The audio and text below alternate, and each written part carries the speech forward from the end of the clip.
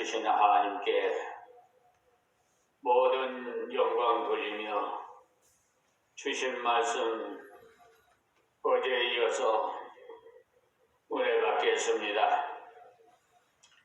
이사야 3장 24절 말씀입니다. 그때 썩은 냄새가 향을 대신하고 노끈이 띠를 대신하고 아멘.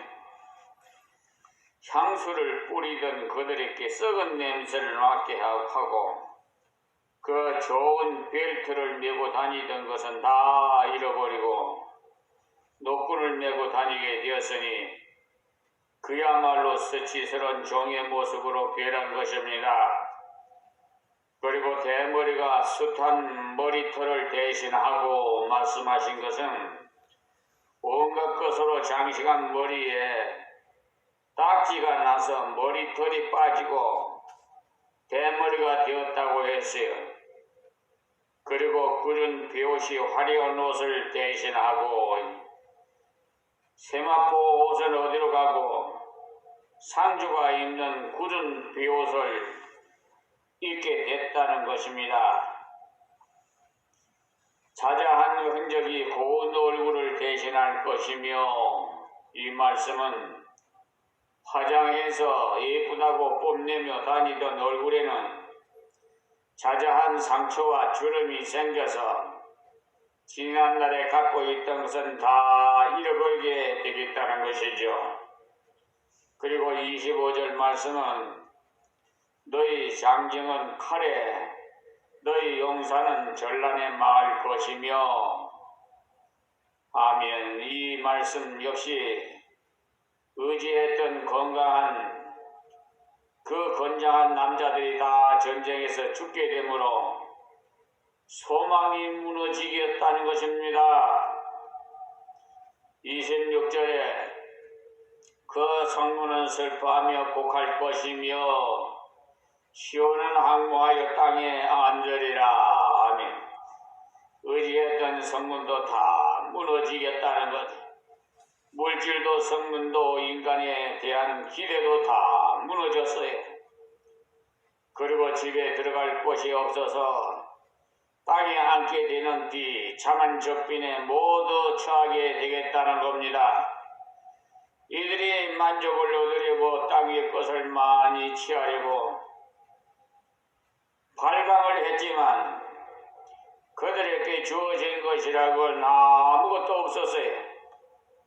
물질을 의지하고 사람을 의지하고 세상을 의지하면 이런 결과가 있을 뿐입니다.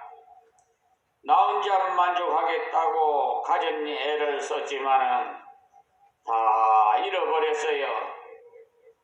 그러니까 만족의 길로 가기 위해서는 하나님께 문제를 가지고 나가시기 바랍니다. 큰 문제나 적은 문제나 그에게 가지고 나가서 의논하면 그가 고치시고 그가 새롭게 하십니다. 그리고 하나님이 좋아하시는 삶인 남에게 나누는 자가 되도록 힘쓰시기 바랍니다. 이들은 얻은 것은 좋아하고 빼앗은 것은 좋아하다가 있는 것도 다 잃어버렸어요. 하나님이 맡기신 것으로 알아서 필요한 자에게 주는 자가 될 때 만족해주고 풍부를 체험하게 하십니다. 이들은 교만해서 압제하기를 좋아하더니 자신들이 압제를 받으며 수치를 당했어요. 남을 괴롭히고 또 내가 행한 대로 분명히 이렇게 임합니다. 그러니 우리는 겸손해지기를 좋아해야 돼요. 우리는 누구입니까? 주님 백성 아니에요? 그리고 일꾼이고 종입니다.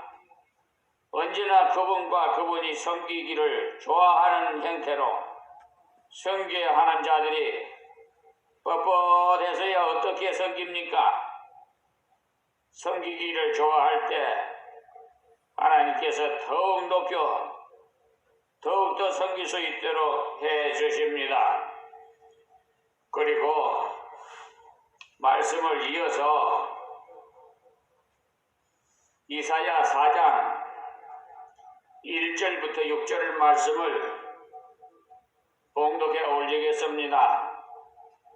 그날에 7 여자가 한 남자를 붙잡고 말하기를 우리가 우리 먹으며 우리 옷을 입으리니 우리 떡을 먹으며 우리 옷을 입으리니 오직 당신의 이름으로 우리를 칭하게 하여 우리로 수치를 맺게 하라 하리라. 그날에 여호와의 싹이 아름답고 영화로울 것이요 그 땅의 소사는 이스라엘의 피난한 자를 위하여 영화롭게 아름다울 것이며 시온에 남아있는 자 예루살렘에 머물러 있는 자 곧 예루살렘에 있어 생존한 자 중 농면된 모든 사람은 거룩하다 칭함을 얻으리니 이는 주께서 그 심판하는 영과 소멸하는 영으로 시온의 딸들의 더러움을 씻으시며 예루살렘의 피를 그 중에서 청결케 하실 때가 됨이라. 여호와께서 그 거하시는 온 시온산과 모든 지폐 위에 낮이면 구름과 연기 밤이면 화염의 빛을 만드시고 그 모든 영광 위에 천막을 덮으실 것이며 또 천막이 있어서 낮에는 더위를 피하는 그늘을 지으며 또 풍우를 피하며 숨는 곳이 되리라. 아멘. 1절에서 4장 1절에서 6절 말씀을 봉독해 드렸습니다. 이사야 4장은 1절에서 6절까지로 된 짤막한 장인데 1절을 시작하면서 그날이란 말을 썼고 2절을 시작하면서 다시 그날이라는 말을 썼어요. 성경에는 여호와의 날이라 혹은 주의 날이라 또는 그날이라는 말이 여러 곳에 나오는데 다 같은 말입니다.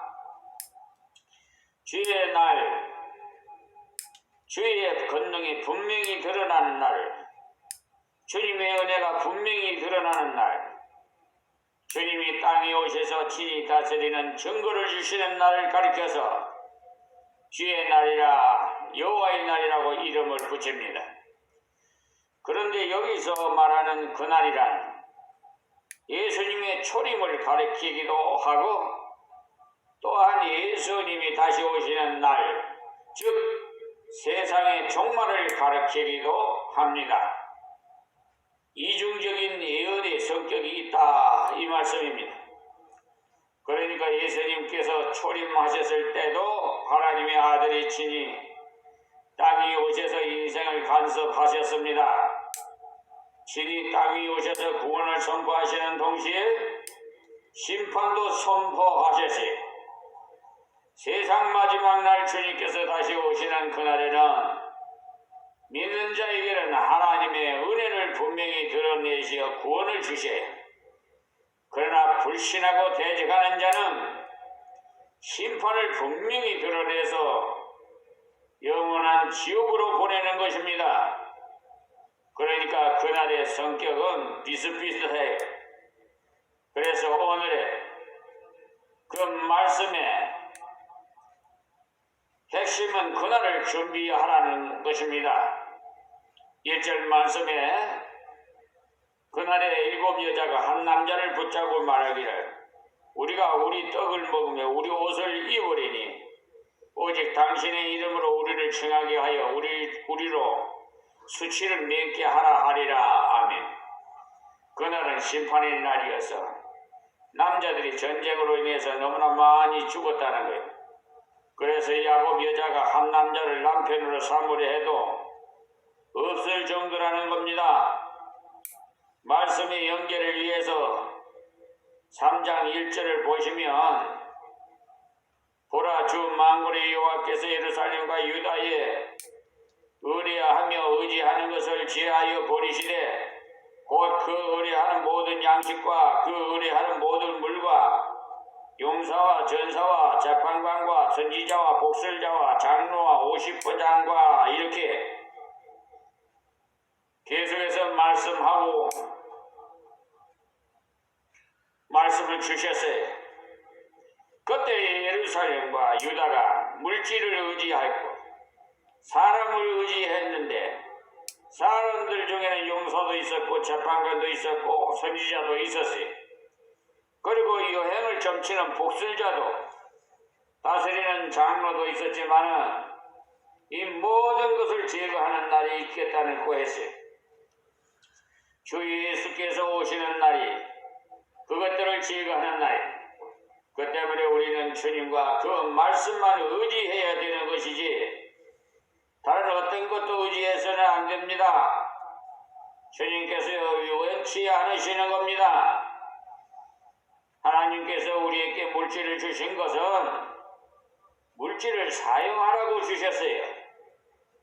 주님을 기쁘시게 하고 하나님께 영광을 돌리면서 믿음으로 사는 증표를 드러내는데 물질을 사용하라고 주셨어요.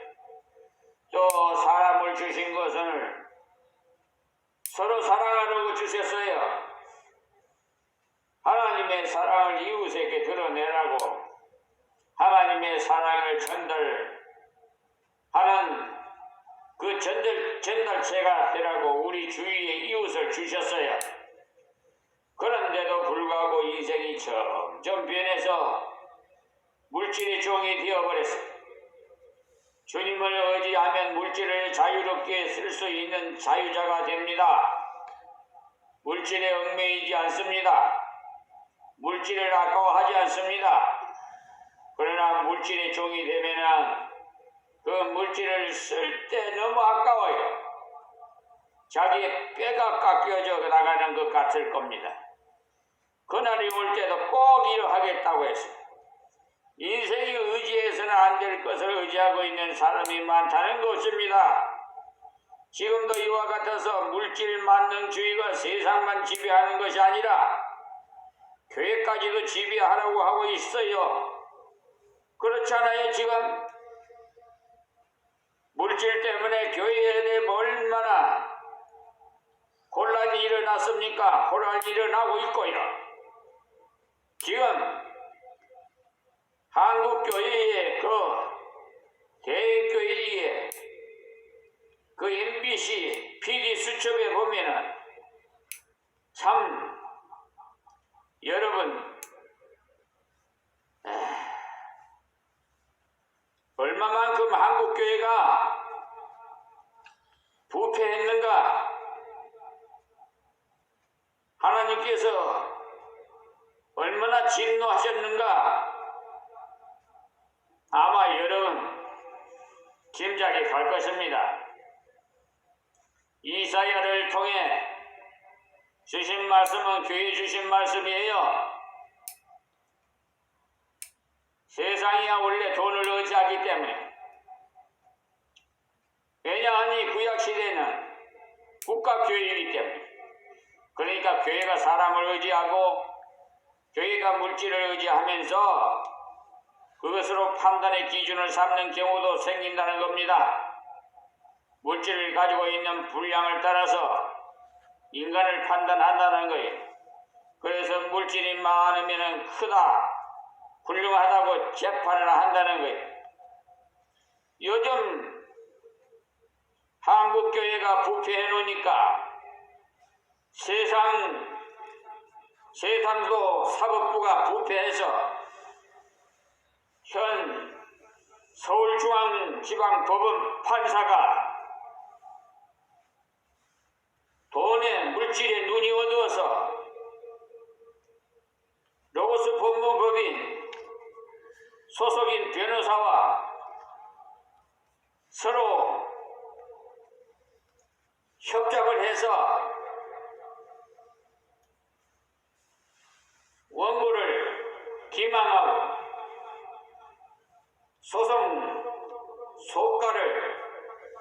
소선 목적의 값으로 속여서 산정을 부풀려서 그 재판이 민사소송법과 그 원칙으로 법률대로 한다면 피고가 패소해야 되는데도 피소를 승소하게 만들고 원고를 패소하게 만들고 왜 그런 줄 아십니까? 그놈은 돈 뺏어 먹으려고. 그놈은 돈 때문에. 여기에 보니까 그날에 어떻게 되었겠습니까? 7 여자가 남자 한 사람을 붙잡고 우리 떡을 먹고 우리 옷을 입고 살 테니 당신이 그저 내 남편이란 이름을 둬서 수치를 맺게 하라고 한다고 했는데 이 말은 무슨 말입니까? 앞장에서 본 것 같이 그들이 가장 의뢰했던 용사와 전사를 하나님께서 제거해 버리시니 힘 있는 남자는 다 죽어서 어쩌다 남은 한 남자가 있으면 7 여자가 달려들어서 이름이라도 빌리자고 액을 하게 되었으니 얼마나 비참합니까? 여러분, 이것이요 예언의 말씀이에요. 이 말씀이 현실로 다가오고 있어요. 그걸 좀 정신을 차리고 하나님 앞에 회개하고 올바른 신앙생활 좀 하세요. 하나님을 의지해야지. 사람을 의지하니까 다 무너져버리지. 물질을 의지했더니 물질이 다 무너지고 의지할 분은 오직 예수 한 분뿐이에요. 그러므로 물질을 의지하고 인간을 의지하는 세상이 점점 이런 추세로 나가고 교회 또한 그렇게 나가는 것을 볼 때 그날이 가까웠음을 깨달으시기 바랍니다. 이것은 제 말씀이 아니라 하나님 말씀이에요. 그들에게는 그날이 수치의 날이 되었어요. 가치 없는 인생은 수치를 당합니다. 인간이 인간다운 일을 못할 때 수치를 당하지요. 인간이라면 하나님을 사랑하고 형제를 사랑하면 인간은 아름답습니다. 여러분이 앞으로 계속 떳떳하고 힘있게 살려면 물질을 의지하지 말고 사람을 의지하지 말고 주님과 그 말씀을 의지할 때 값 있는 인생이 되어 자랑스러운 인생이 되어 바울 사도의 삶의 목적은 부끄러운 삶이 되지 않는 것이었습니다. 그래서 그는 복음을 부끄러워하지 않는다고 했습니다. 왜냐? 복음을 믿는 자에게는 구원을 주시기 때문에. 빌립보서 1장 20절, 로마서 1장 16절에서 17절 말씀이 필요가 되어 기재되어 있습니다. 그런데 기억해야 되는 것은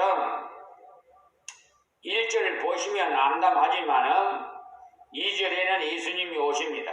무슨 말씀이냐? 가장 흑암한 때, 어두울 때 은혜의 주님이 오셨어요.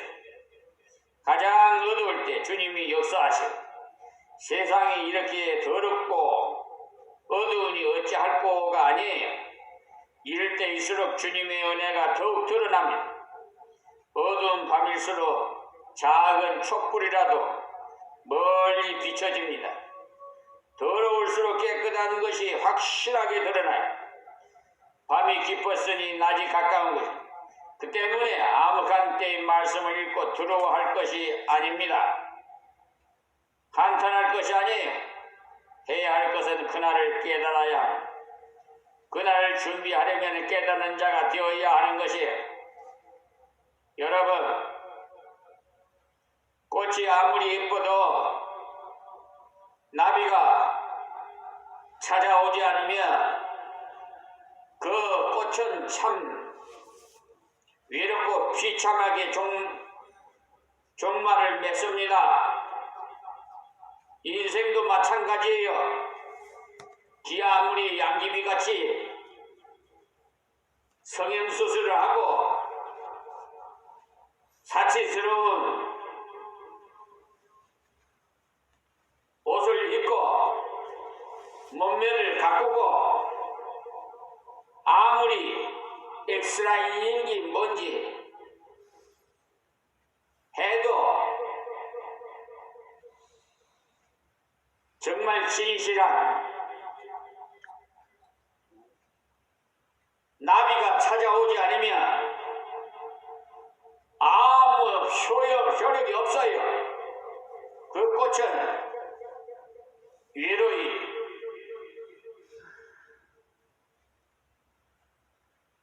그 시대를 지내야 하고 종말을 맞이해야 합니다. 그날을 준비하려면 깨닫는 자가 되어야 돼요.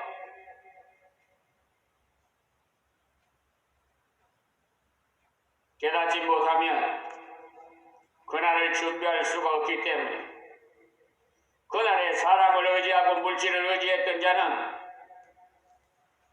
낭패를 당할 것입니다.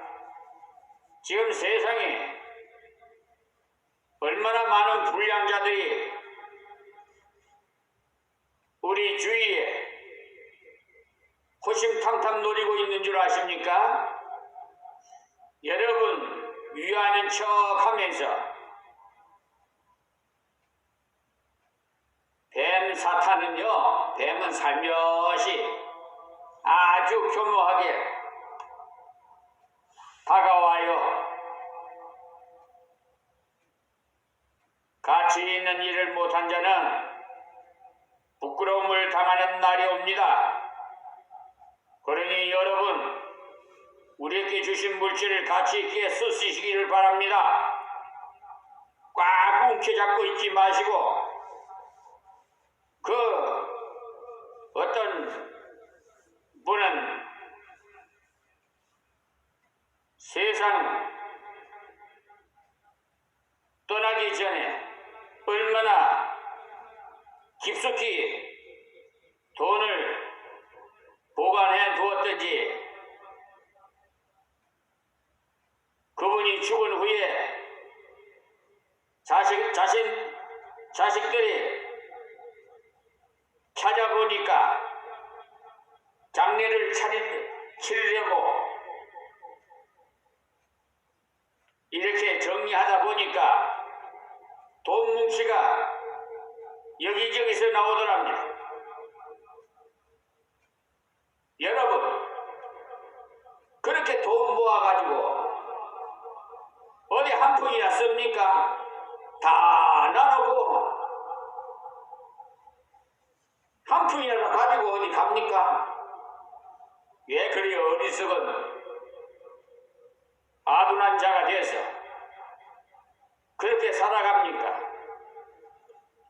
생명 건지는 일에 투자하고 어려운 사람 좀 돌보는 데 투자하고 하나님의 영광을 위해서 젊음과 물질을 투자하는 귀한 여러분이 되시기를 바랍니다.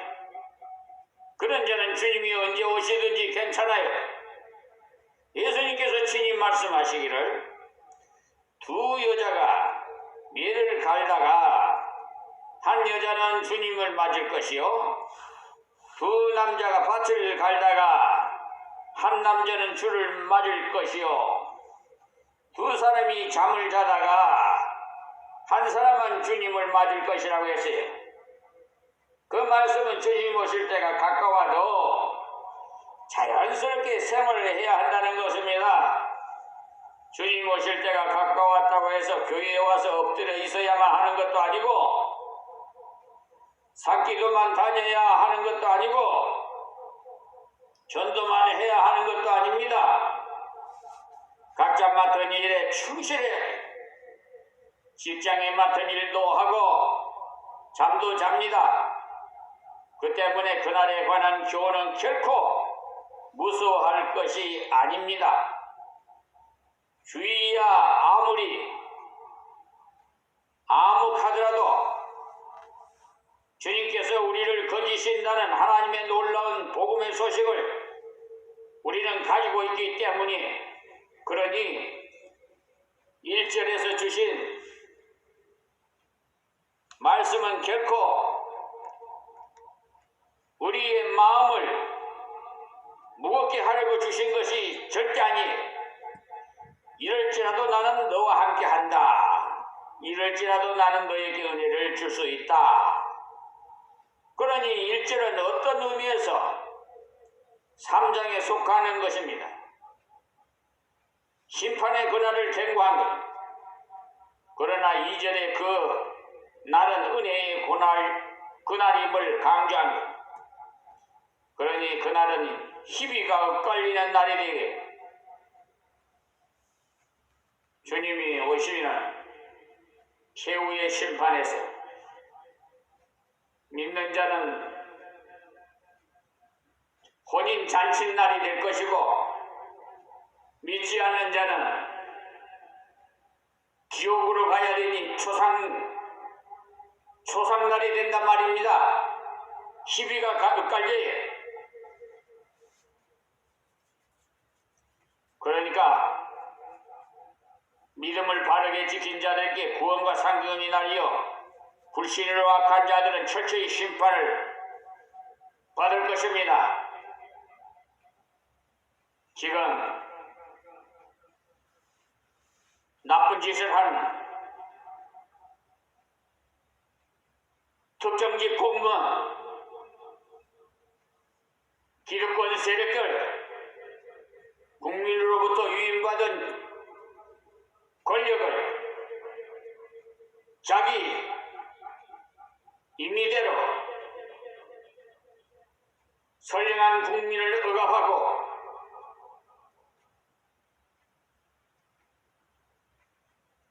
또한 교묘한 수법으로, 술책으로 그 선량한 국민의 물질을, 피를 빨아먹는 거머리 같은 자들이 있어요. 그날에 분명히 심판이 있어요.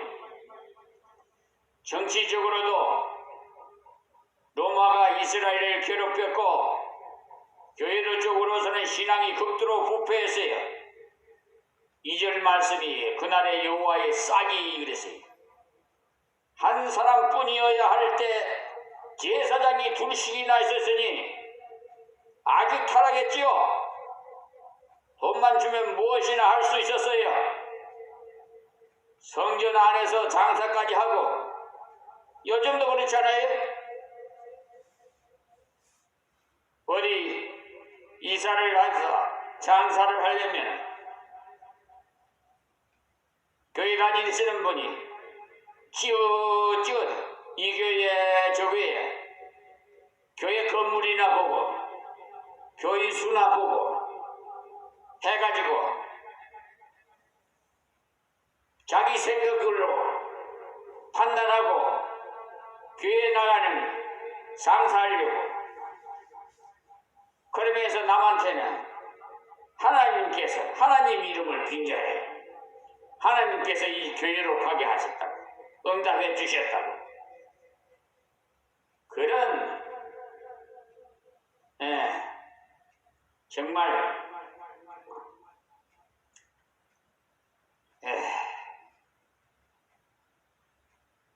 말이 안 나옵니다. 하나님께서 퇴버려요. 돈만 주면 무엇이나 할 수 있고, 성전 안에서 장사까지 마치 큰 교회에다가 매점을 만들어서 팔도록 한 것처럼 말이에요. 그래서 예수님께서 2번이나 성전을 청소했지요. 지금 저 서울 한복판 사랑교회는 무슨 매점을 만들었는데 있는데 그게 수익금이 저 뭐야? 오카노 목사님 부계장 이름 모르겠는데 그 목사님 통장으로 다 들어간대. 그 PD 수첩에서 보니까 그래요. 이 썩은 이에 한국교회 대교회에 들어가. 예, 농어촌 교회에 목회자들에게 부끄럽지도 않아요? 농어촌 교회에서는 한 영혼을 놓고 엎드려서 울고 있는데 그럼 불의한 짓거리를 해가지고 장사를 해가지고 배만 채우는 교회 예배당이나 크게 지으면 하나님께서 상 주실 줄 알고 속지 마세요. 이 땅의 거는 다 헛된 거예요. 온전한 거 하나도 없어요. 로틀담 성전이 그 오래된 것이 무너져 버리잖아요. 아무리 가치 있게 좋게 돈을 들여서 웅장하게 예배당을 건축해도 하나님께서 그걸 좋아하시는 건 줄 압니까? 예수님은 말구이에서 태어나셨어요. 예수님이 무슨 다른 호텔이고 모텔이고 여관이 없어서 그런 데서 태어나신 줄 압니까? 예수님 돈을 좀 보세요. 예수님은 머리 둘 곳이 없었어요. 이 썩어 빠진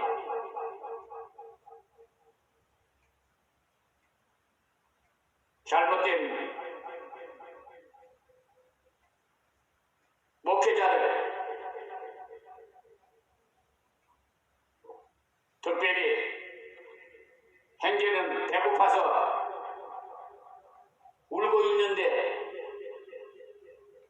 말로만 배불러라.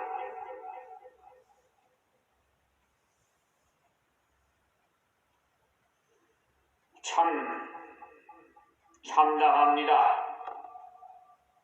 그래서 예수님께서 2번이나 성전을 청소했잖아요. 좀 정신 좀 차려요.